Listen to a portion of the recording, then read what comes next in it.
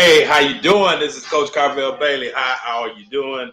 How you doing out there today? Welcome to the replay. Welcome to the replay. If you are just now catching this on the replay, when you come in, let me know. Type in your city and state. I always like to know how far these broadcasts get, how many people, in what areas are we able to help. So again, my name is Coach Carvel Bailey. I want to welcome you to this class. Today we're going to talk about two common myths of basketball. We're going to talk about two common myths of basketball, and those common myths are starting and rebounding. I'll explain them to you in a minute. I'm on my phone sharing the broadcast, so if you jump on, make sure that you share this broadcast with someone that you know that is a basketball enthusiast, basketball player, basketball parent, and or basketball coach, because we're going to give you some good education right here in a minute.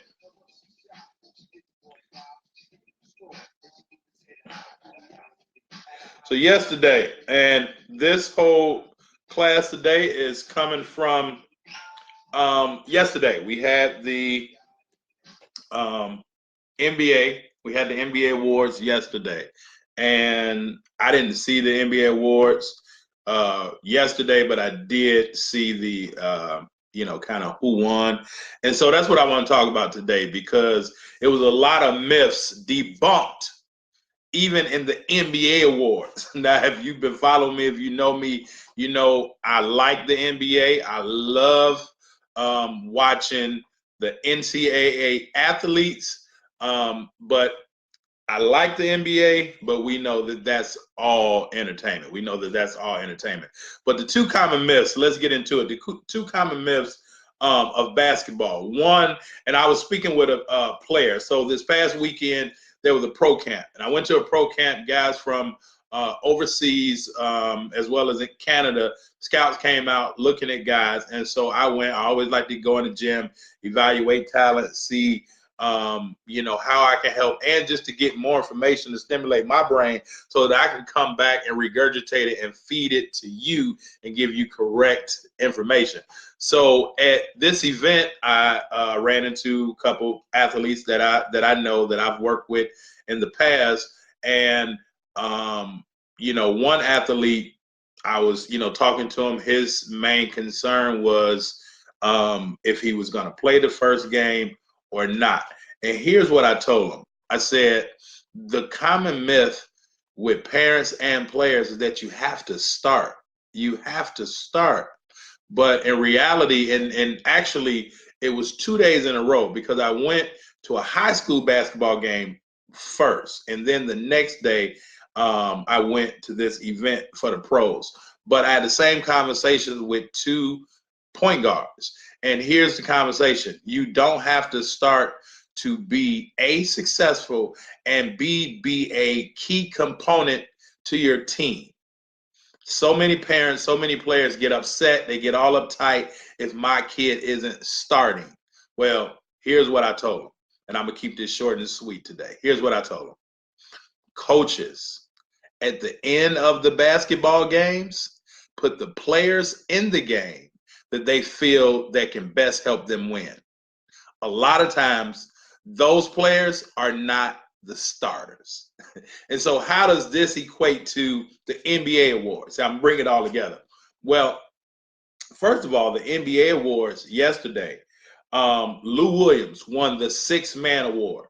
And so this debunked that whole myth that you have to start in order to be successful and to be able to help your team in its success. See, Lou Williams is actually the second player, and this is ironic. I'm thinking about it now.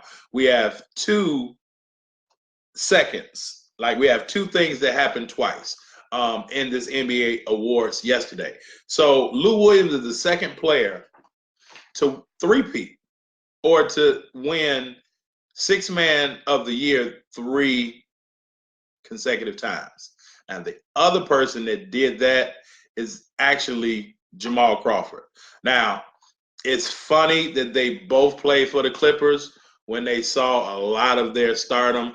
But I mean, I'm from Chicago. Jamal Crawford played with the Chicago Bulls years ago and was good on the Chicago Bulls and actually was a starter. It really wasn't until after he left Chicago. He was coming off the bench a little bit in Chicago. They couldn't really get it together.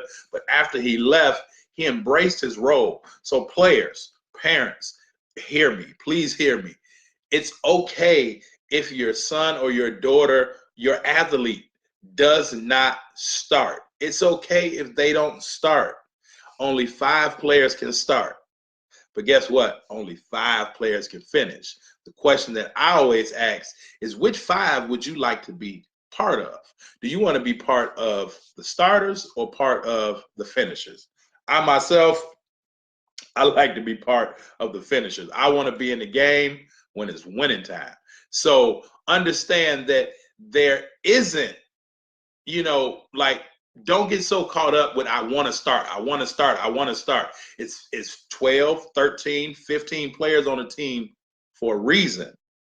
But your main concern as an athlete or your main concern as a parent of an athlete is to be the player that gets in the game at the end, because those are the ones that the coach truly cares about. So Lou Williams debunked that whole myth yesterday that you need to start in order to be successful or even have like a great career or a great season.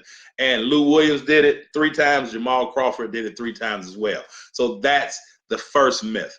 The second myth, and if you haven't had a chance, you can go check out my website at B2BSDHoopsMastery.com, B2BSDHoopsMastery.com. Again, what we do at Bless the Ball is we help parents save money on college by helping their kids get a college scholarship. Now, the second myth that the NBA Awards debunked yesterday is the MVP. All right, now, here's what I want to talk about with the MVP. Giannis, I can't pronounce his last name. I don't want to butcher it.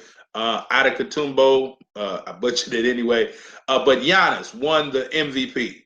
Now, here's the second twos that I was talking about. Giannis and Steve Nash.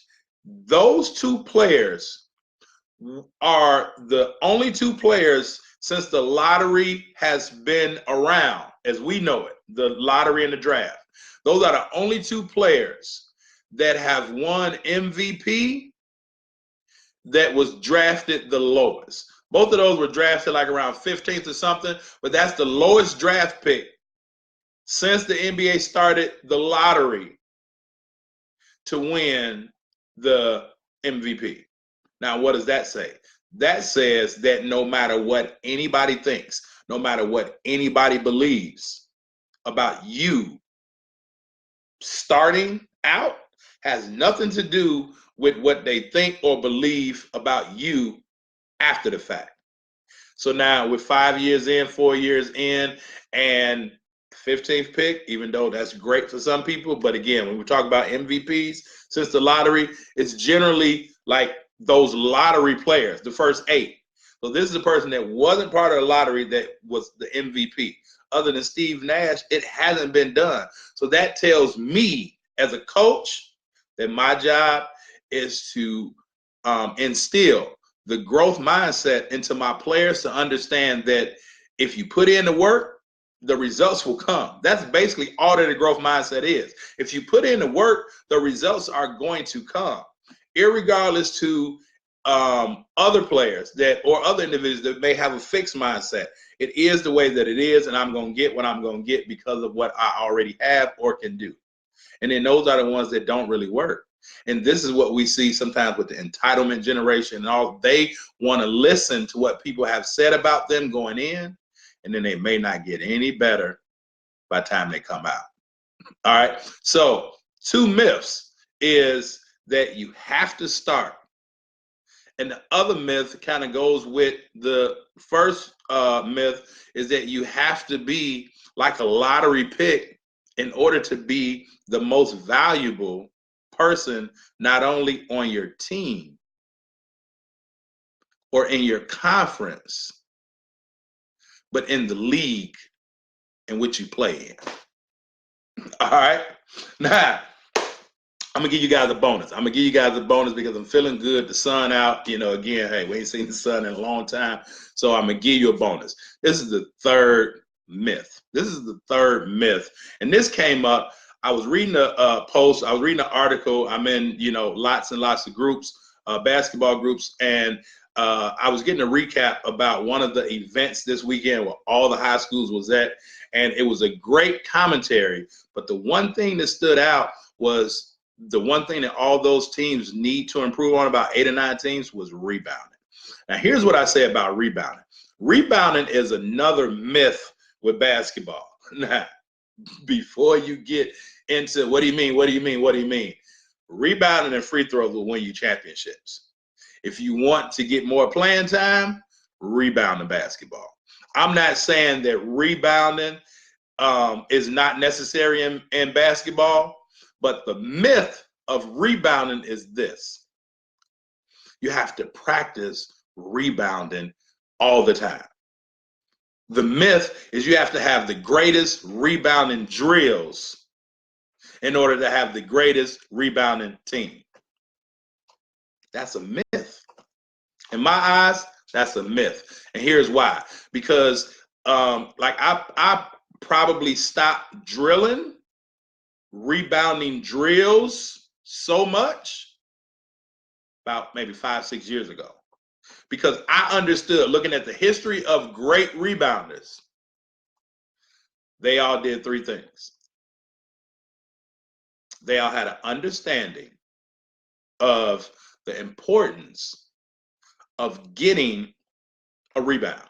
They all understood the importance of being able to get the rebound. They also understood the technique of how to go get a rebound. And now this is how I teach it. I teach touch, turn, release, period. A lot of things that I do, like frameworks, and I learned this from a business side, frame it up in 3. All right. So they have an understanding. They understand why they should get the rebound. They understand the importance of the rebound. And they understand how not getting the rebound can help or hurt them. Getting the rebound, not getting the rebound can help or hurt them. The next thing is they have an understanding of, or the technique. They know the technique. And I am glancing at my notes. No, I always got my notes. Technique that I teach: touch, turn, release. Touch the player that you're ready to box out, turn, get a good box out, and then release and go get the rebound. Touch, turn, release. So they understand why they should get the rebound. They understand the technique for the rebound. But here's the most important, again, going back to history. Most great rebounders have not been over 6'4", 6'5". They have the will to rebound. So when I understood that framework, that concept, understanding technique and will, those are the players that go get the ball. So I said, I'm going to educate so they get an understanding. I'm going to teach them the technique, and they just got to want it. And if they don't want it, it's somebody else on the bench that probably didn't start. You see what I'm getting at? That will do it. So those are 3 common myths of basketball that kind of the NBA debunked yesterday in their awards. One is that you have to start in order to be successful. Second thing is that just because you aren't a top player doesn't mean that you can't be the most valuable on your team, conference, and or league in general. And then the third biggest myth of basketball is that you have to, teach rebounding drills, and you have to drill rebounding, because there are just some individuals, they want the ball, they find the ball, and they go get the basketball. So listen, I hope this helped you.